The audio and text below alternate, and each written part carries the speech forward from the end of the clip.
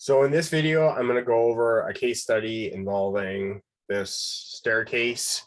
And what I'm really going to talk about is proof in why you're doing it and not saying I think.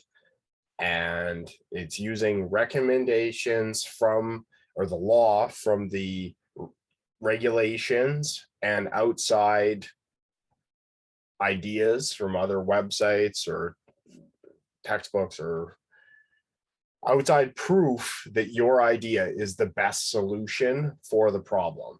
And what's your short-term solution, which is immediately enactable to make the situation better, and what's the long-term ideal situation so it probably won't ever happen again. I think, or whatever, that's just an opinion, and you should be basing all of your stuff on like some research you've done. So I thought I would do a quick little talk today. And this is actually a photo from a place I've worked. So this is a shelving unit in the front, and then there's lockers in the back, and there's a stair set going up. And I'll just quickly throw it to you, like, what do you think is wrong with the stairs? So you take a look at this angle. I'm sure most of you don't have this kind of steep set of stairs in your house or apartment or condo or whatever, right? Or even a business. Like, this is quite unusual. So if we take a look at kind of what's going on up here, is these stairs go up here and then there's storage up here. So there's a bunch of parts up there. So this is an issue. Our Occupational Health and Safety Committee identified this as an issue. And then it's like, okay, well, what's almost happened? And I found when I walked up there, just like whatever, inspecting the walls and stuff, that I felt like I was going to fall down. Like, if you take a look, like there's quite a big gap between the steps, and the angle is really steep. Like, you're thinking like that's not to code.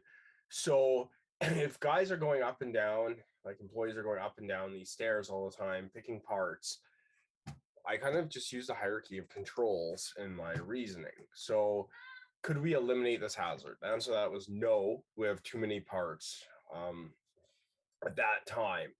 Something we could do, though, right off the bat was, could we reduce and do administrative controls? So if we take a look back at the picture really quick, is how many of the items up here could we take down to a lower level? So we're reducing the number of times people are going up the stairs and the number of people going up the stairs.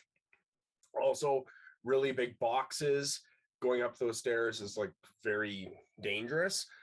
It's hard to hold on to a railing and carry a big box, right? So like, this is kind of the basic thought process was, what's a short-term solution that'll guarantee reducing the odds of someone falling down the stairs?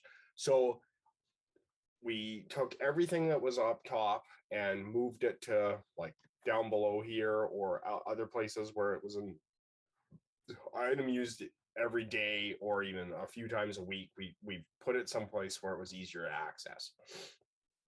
So that was really good. So reduce the number of things going up there. Next thing is I wanted to replace the staircase. So like make a cut, like with a grinding disc, cut it off the staircase and put on a new engineered staircase. So this will take like this was a welding shop, so there was welders there. Probably take them not very long, like 2 welders probably installing 4 hours, right? So during a shutdown, or if there's a slow period at work, if we have the staircase, they could do it. I found a staircase set that was about $5,000. So I had a spend limit of about $5,000 where it was my discretion. Because it was pretty close to the upper limit of it, I just wrote up a little report explaining the deficiency, how many times people had almost fallen down. If you can do a real quick look, and this is why I'm always like reference things. If you haven't had class with me before, and this is what I'm talking about. So the new staircase is about $5,000 install with two workers for half a day. Fully loaded costs of probably $200 per hour per worker. So probably all in, this is going to be about $6,600 this project, right? So, and that's just a ballpark. $200 loaded cost is because they could be doing something else like building product, which includes the profit of the thing, which whatever. Different companies use different rate of fully loaded costs, because like your salary isn't just a fully loaded cost. Like there's payroll, taxes, and a bunch of other stuff, right? Things to think about. But anyway, so this website here, you can't see, it's like estimating that the cost of a fall is about $48,000, right? So on top of it, like what if a worker died, reputation lost, like goodwill lost in the community, brand name recognition with a major incident over a staircase, right? So like this is probably something the senior management hasn't even thought about. So that's what another reason point I would bring out is just like, is that a good idea to bring senior management people out for walks and talk about what you're working on? What I always recommend people do with work is have like a list of what you've completed, what you're working on, what you will work on, and kind of I'll flip it from an employer's point of view.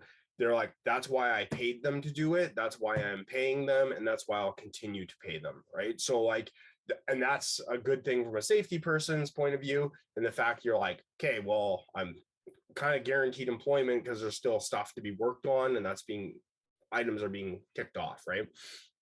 So that's why in this too, I'm talking about like short-term solutions, long-term solutions, because the short-term solution guaranteed the risk was much lower, or the frequency was much lower for this, right? So like having way less goods up there will reduce the frequency of travel up there. Having huge items not up there will reduce the risk as well. So it's kind of from the risk risk course. But what happened was with the new